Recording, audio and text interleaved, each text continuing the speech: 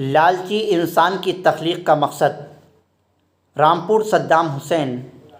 انسان جس کی تخلیق کا مقصد حقیقی عبادت الہی ہو، جس کو دنیا میں دین اسلام کی اشاعت و تبلیغ کی غرض سے بھیجا گیا ہو، وہ انسان جس کو اللہ تعالیٰ نے اپنے نور سے پیدا کیا ہو، اس کو اس سرزمین پر اپنا خلیفہ بنایا ہو، وہ انسان لالچ و مفاد اور حرص میں ہر مقام تک پہنچ جاتا ہے۔ ہمیشہ اور ہر دور میں دنیا کے حالات میں تبدیلیاں، انقلاب اور تکلیفات، مشکلات اور پریشانیاں آتی ہی رہتی ہیں۔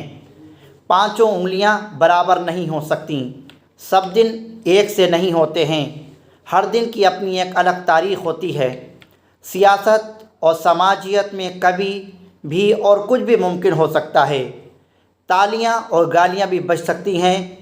بیگانی کی شادی میں عبداللہ دیوانہ نظر آتا ہے تو لالچ و مفاد کی خاطر انسان اپنے سگوں کا بھی خون خرابہ کر کے سب کچھ کرنے کو تیار ہو جاتا ہے، کیونکہ اسے ایسا کرنے کی لگن اور مگن ہوتی ہے۔ زمانہ تیزی کے ساتھ تبدیل ہو رہا ہے۔ بڑے بڑے سورما فرعون وقت قارون و شداد اپنی سلطنتوں کو لے کر اوندھے منہ گر کے ہیں، آج ان کا کوئی نام لیوا بھی اس دنیا میں نہیں ہے۔ عبرت کے لیے گرچہ ان کی لاشوں کو باقی رکھا گیا ہو، محلات کو کھنڈرات میں تبدیل کر دیا گیا ہو، نوح کی کشتی کو عبرت کے طور پر سالم رکھا گیا ہو، یہ تمام چیزیں انسان کو سدھارنے اور ان میں تبدیلیاں پیدا کرنے کے لیے ہیں، تاکہ انسان اپنے مالک حقیقی کی طرف رجوع کرے اور جس مقصد کے لیے اس کی بعثت ہوئی ہے اس پر وہ پوری طرح کھڑا بھی ہو جائے۔ دنیا میں اس وقت وہ باتیں دیکھنے اور سننے کو مل رہی ہیں جس کو ہمارا دل آسانی سے قبول نہیں کر سکتا، عقل بھی اس کو تسلیم کرنے پر راضی نہیں ہے۔ اپنوں میں ہی کے بعض ایسے بھی ہوتے ہیں جو بکری کے تھن سے دودھ پی کر اپنی بھوک و پیاس مٹانے کے عادی تو بن جاتے ہیں، ان کو وقت کا فرعون بننے کی ضد مگر ستانے لگتی ہے۔ اپنی قسمت کو جگانے اور روز روشن کی طرح عیاں کرنے میں وہ وقت وقت پر ہیلہ بازی بھی کرتے ہیں۔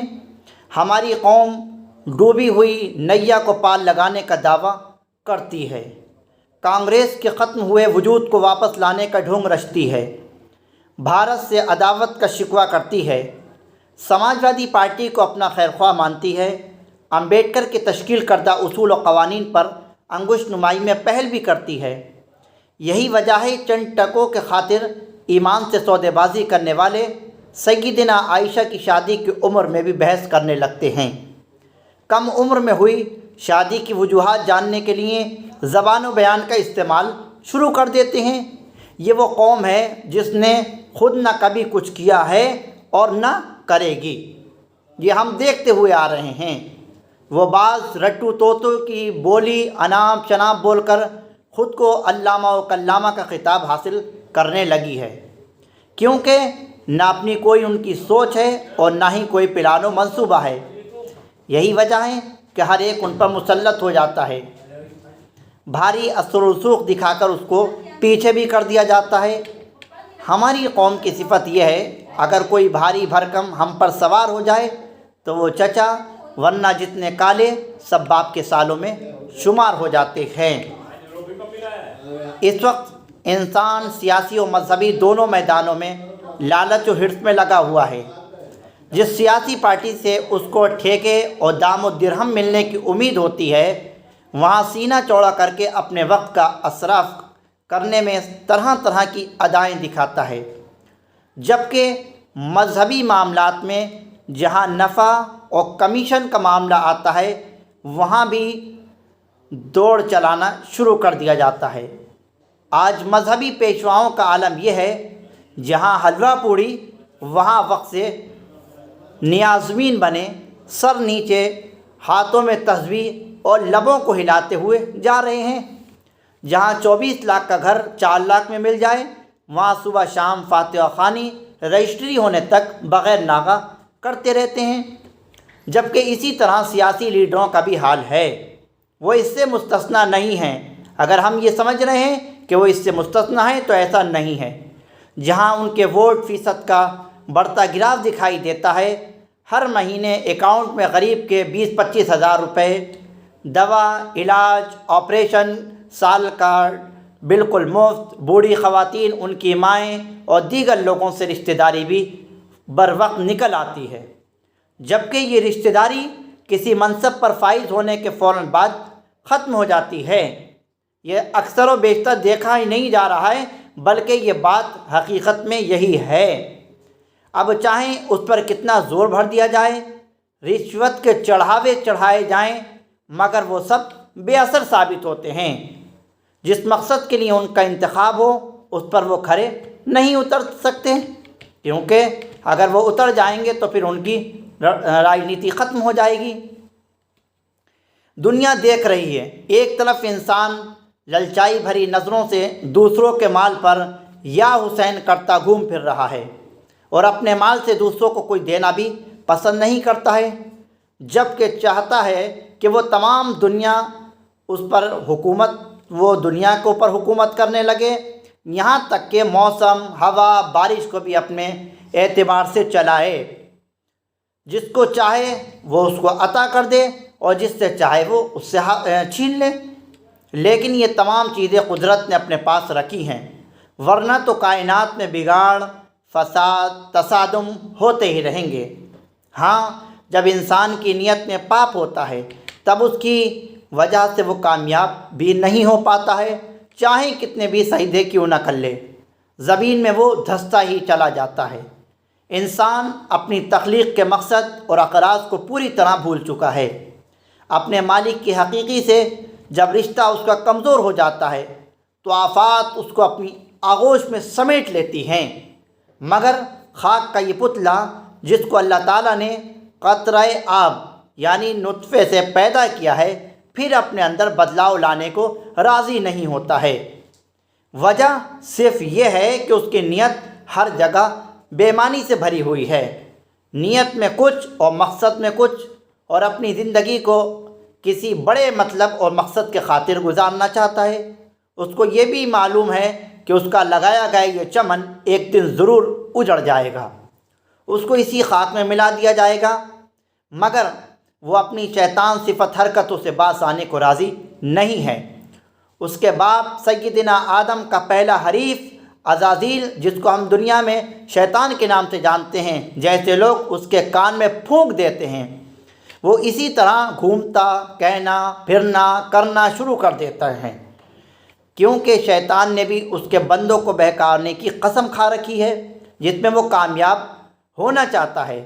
اس کی کامیابی کا جادو سب سے زیادہ ہم جیسوں پر ہی چلتا ہے، کیونکہ ہم خود کو بہت زیادہ سمجھدار، دانا، بینا، ہٹلر اور سمجھدار سمجھتے ہیں، جس کی وجہ سے ہم اس کے چنگل میں آ کر پریشانیاں جھیلتے ہیں، مصیبتیں سہتے ہیں اور پریشان مفلوق الحال بنے گھومتے پھرتے ہیں، کیونکہ ہم سمجھدار زیادہ بنتے ہیں اور سمجھداری ہم تک دور کو بھی آ کر نہیں گزرتی ہے۔ اے انسان، تجھے اللہ تعالیٰ نے ایک پاک، صاف، خوبصورت شکل و صورت میں بنایا ہے۔ تیرے اوپر تیرے رب کے احسانات ہی احسانات ہیں، تو ان احسانات کے بوجھ تلے دبا ہوا ہے، اس کو ساری زندگی رہتے ہوئے کبھی نہیں اتار سکتا۔ کبھی تنہائی میں سوچنے کی کوشش کر، غور و فکر کر، اپنی دنیا میں آنے کے سفر کے بارے میں تنہائی میں سوچ کہ کیا تجھے اس مقصد کے لیے ہی پیدا کیا گیا ہے جس میں آج تو لگا ہوا ہے اور ہر وقت اس میں مصروف ہے۔ کہیں تو دوسرے کے بہکاوے میں اپنی زندگی تو برباد نہیں کر رہا ہے؟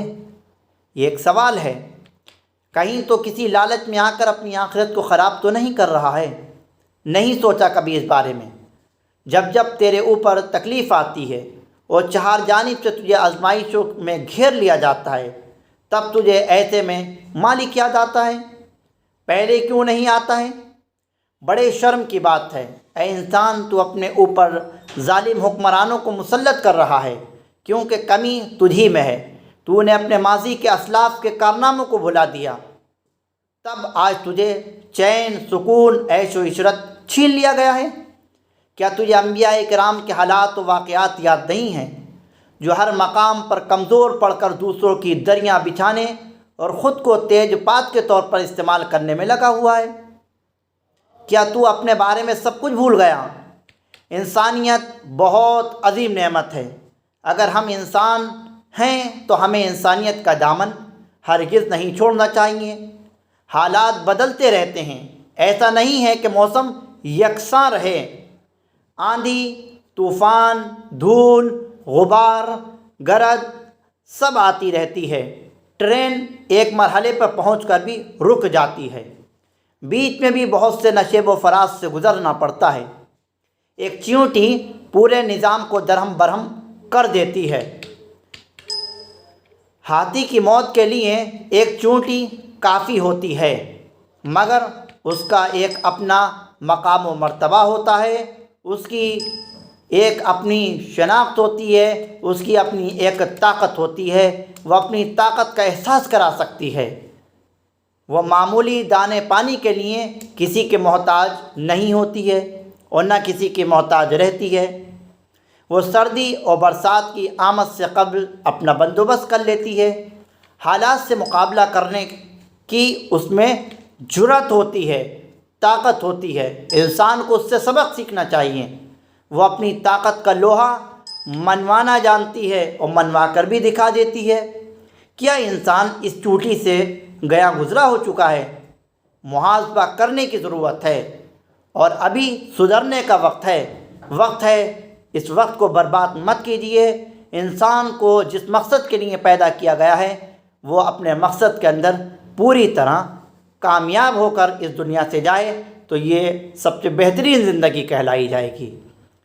آپ کو اگر ہماری یہ ویڈیو اچھی لگے تو آپ Saddam Hussein journalist YouTube channel کو ضرور سبسکرائب کریں اور شیئر بھی کریں۔